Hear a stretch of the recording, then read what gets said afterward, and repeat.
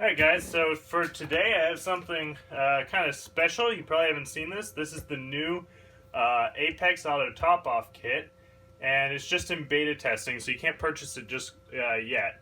But I'm actually pretty excited for this for a number of reasons. I'm no Apex fanboy by any stretch of the imagination. I have one, but you know, I think they do plenty of things that aren't perfect. But a few of the ideas that come with this I think are really great. And the big one is that you don't need an Apex to run one. You can run one standalone. And they're about the same price as the Tunzi, and I'm actually a really big fan of Tunzi products.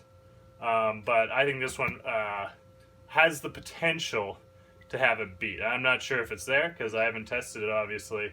But some of what they're incorporating into it, I really like. So this is my first look at this one.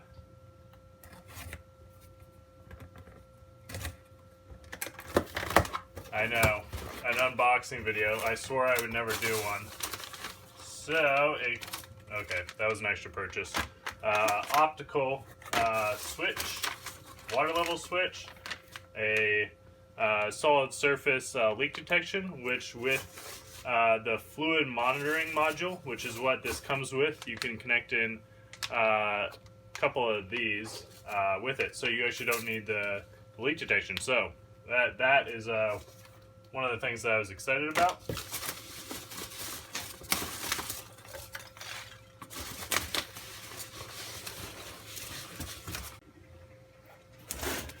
Alright, so this, at least for right now, is what you'll actually get with the ATK. So we have some nice stylish orange 1/4-inch RO tubing so that you can connect it up to your RODI or your P-mump. It comes with a little adapter to connect the 1/4-inch up to your P-mump, and just an aqua bus cable. And I don't know if this is going to be an option on the actual ATK, but I ordered mine with a solenoid valve so I could hook it directly up to my RODI. If it is not an option, you can buy these and they're fairly cheap, so that's always an option in the end. Power brick for the FMM, the fluid monitoring module, which is this right here. And the fluid monitoring module is already available, so you guys know what that looks like. But this here, what we're all actually interested in. So let's get zoomed in on this. Alright, so this is the actual ATO module. It comes with two optical sensors, a primary and a backup. You attach it, I think right now they're saying, this could change, but right now they're saying up to 1/4-inch thick sumps with this magnet, with this rubberized compound on it, which actually does a pretty good job of holding it on. It can hold about 3 pounds of lateral force. I did a quick test, and that's pretty good. If you had something slightly thicker, you might want to put another magnet on the back here, which hopefully they'll allow you to buy separately. It also has this thumb screw, so if you ever wanted to mechanically attach it to your sump, you could probably do that as well. But here's what I like. So it's got this electronic backup, but it has a mechanical backup as well. And I think that really sets it apart, having two backups, because this actually protects against siphoning. So if your pump started to siphon, this would float and protect it, and prevent your sump from overfilling with fresh water.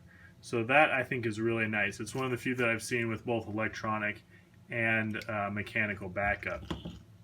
Because it's got two optical sensors, that means it's got two of these plugs that connect into your fluid monitoring kit. So that's going to take up 2 of the 4 slots.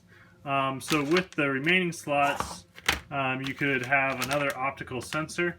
I've already seen someone, I don't have a P-mump, but connect this to their PMUMP so that they get an alert when the reservoir is low.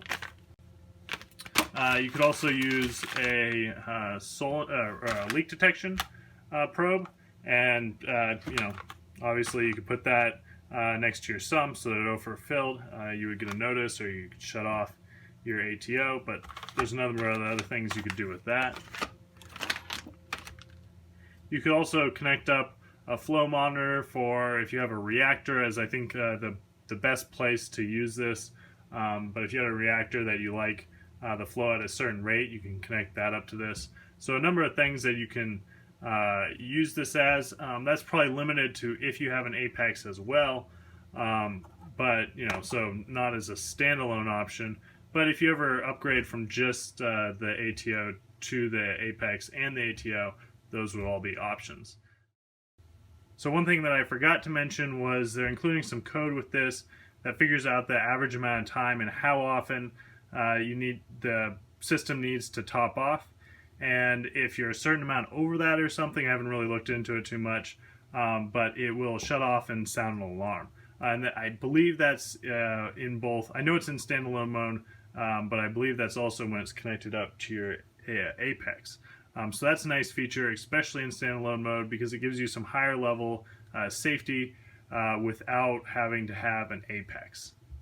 So one thing that I might add, if you're going to be connecting this directly up to your RODI, which it has a lot of safety features, so I think that is a totally legitimate thing to do. I know people rant about connecting your RODI directly to your sump. I've been doing it for years with just a float switch and a needle valve and never had a problem. I think it's a way more reliable way than doing it with a ATO. But if you're going to do that, I would add one more safety feature, and that would be a needle valve, just because if the electronics failed somehow, you probably might not have used this float valve in a long time because the water has no reason to get up that high. It might be gummed up, and that could fail.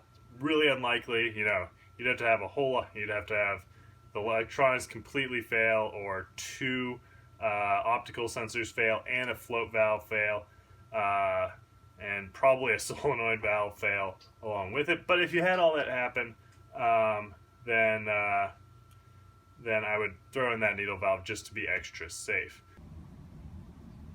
Now, I'll keep you updated on what I think of this, but if you have any questions or tests that you'd like me to do on this, let me know.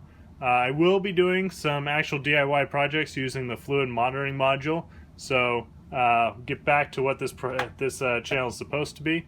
But if you have any suggestions, comments, or DIY ideas, put them down below and I will get to them. Thanks for watching, guys.